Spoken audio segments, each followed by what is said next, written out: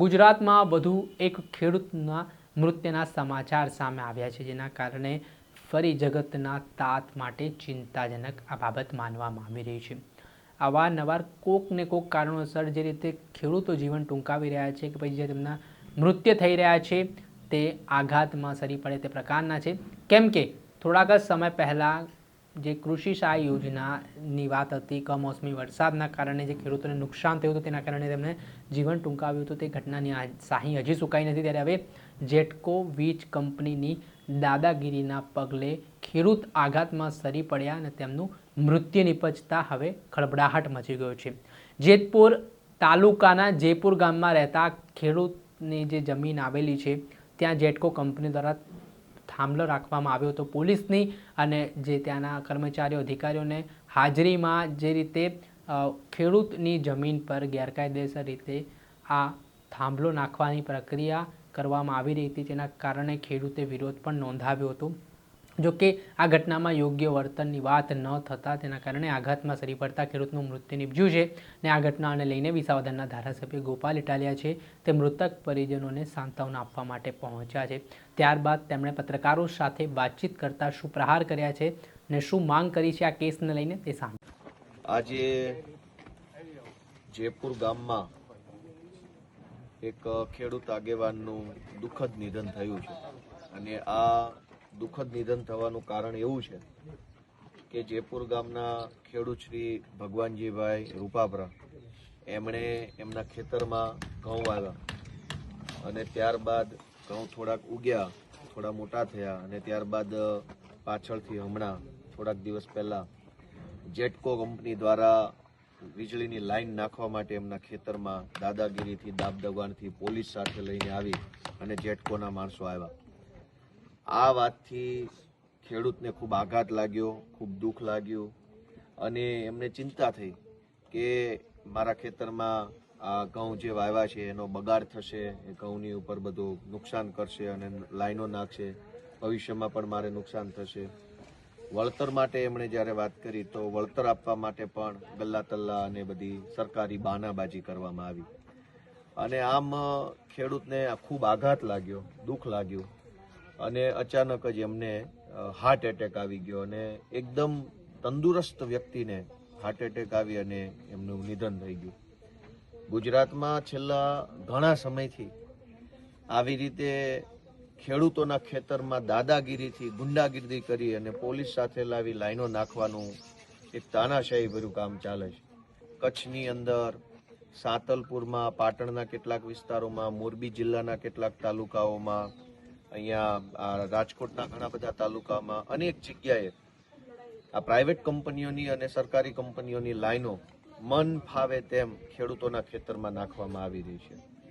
ખેડૂતોને વળતર આપવામાં આવતું નથી, અને ઉપરથી પોલીસ કેસો કરી ફસાવી દેવાની ખોટી રીતે ધમકી આપવામાં આવે છે. જ્યારે કંપની વીજળીની લાઈનો નાખીને પૈસા કમાય જ છે તો ખેડૂતને દેવામાં શું વાંધો છે?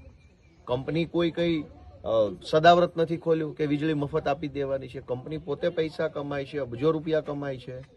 તો કંપનીના તાર ખેડૂતના ખેતરમાંથી નીકળે ત્યારે ખેડૂતને યોગ્ય વળતર આપવામાં શું તકલીફ છે? અને બીજી સૌથી મોટી સમસ્યા એ છે કે મુદ્દો માત્ર વળતર નથી, વળતર મળવાથી કોઈ ફાયદો નથી, એનાથી પણ એક સ્ટેપ આગળ કે જે ખેડૂતના ખેતરમાં વીજળી ટ્રાન્સમિશન કંપનીનો થાંભલો લાગી ગયો, એ ખેતરની માર્કેટ કિંમત ડાઉન થઈ જાય, ઘટી જશે, કેમ કે પછી એ થાંભલાવાળું ખેતર ખરીદવાળા વ્યક્તિ મળશે નહીં, ખેતરની જમીનની કિંમત ઘટી જાય. બીજું કે એ જમીનમાં જ્યારે ભવિષ્યમાં ભાઈઓમાં ભાગ પાડવાનો હોય, ભાઈઓ ભાગ ખેતરમાં, ત્યારે પણ તકલીફ ઊભી થાય કે 2 ભાઈઓ હોય, 4 ભાઈઓ હોય તો એ થાંભલાવાળો ભાગ કોના હિસ્સામાં જશે, આ પણ સમસ્યાઓ આવે છે. અને ત્રીજું કે આ થાંભલો નાખ્યા પછી દર વર્ષે મેન્ટેનન્સના નામે સરકારી ગાડીઓ, કંપનીના માણસો ગમે ત્યારે ખેતરમાં આવે, ઊભો પાકને નુકસાન કરે, અને ગમે તેવું મન ફાવે તેવું પોતાનું વર્તન કરી અને જતા રહે છે. અને એમ દર વર્ષે ખેડૂતના ખેતરમાં પાક નુકસાનીનો ભય રહે છે. આમ 3 પ્રકારે ખેડૂતને આ વીજળી કંપનીથી નુકસાન જાય છે.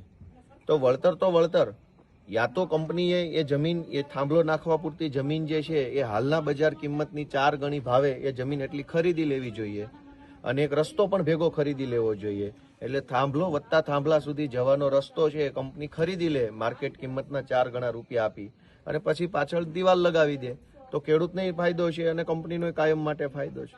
પરંતુ આવું કરવાના બદલે, ખેડૂતને ફાયદો થાય એવું કરવાના બદલે દાદાગીરીથી આખા ગુજરાતમાં આ વીજળીના તાર નાખવાનું કામ ચાલી રહ્યું છે. આજે એક ખેડૂતનો ભોગ લેવાયો છે.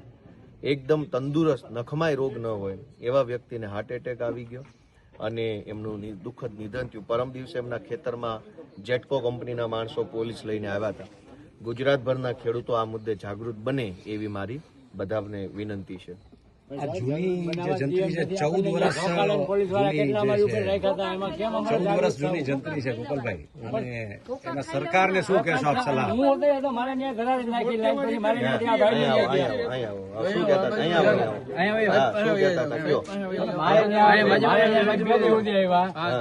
કહેતા પોલીસ આવી એટલે મને કે કાલ તારા ઉભામાં નાખવા ધરારી હતી એટલે મેં ધરારીમાં ઉભામાં ન નખાય.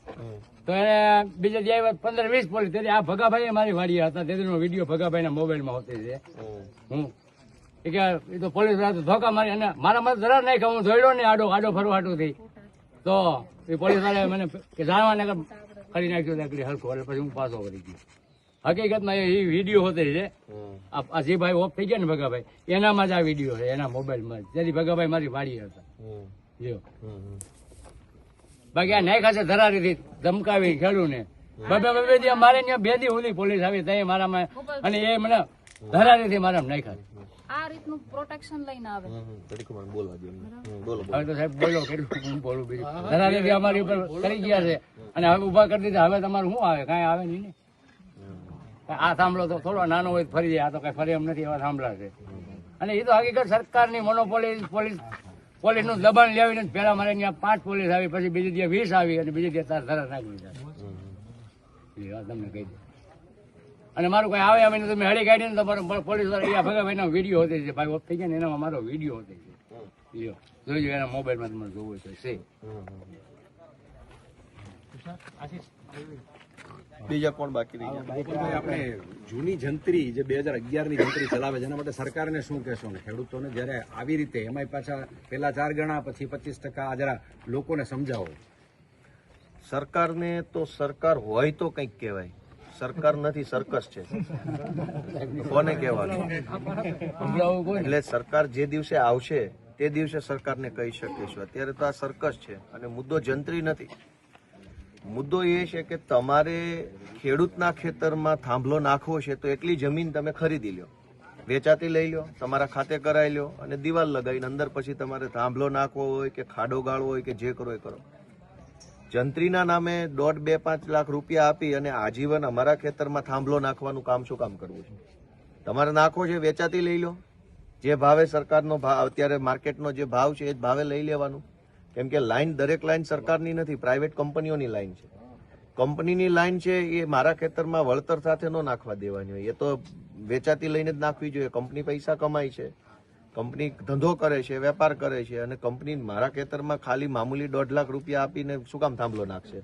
કંપનીને કંઈક મારા ખેતરની જરૂર પડે તો વેચાતું લઈ લે, મને જે ભાવે પોસાય ભાવે વેચી દઈશ, તું લઈ લે, દસ્તાવેજ કરી લો એટલા વીઘાનો. કંપનીને સરકારની એક સાથ ગાંઠ છે, સરકાર આપને દબાવીને ધરાર સાહેબ નાખી દે છે. કંપનીને સરકારની એક ગાંઠ છે, તો એ સરકાર બદલવા માટે લોકો જરાક આગળ આવે એવી મારી વિનંતી છે.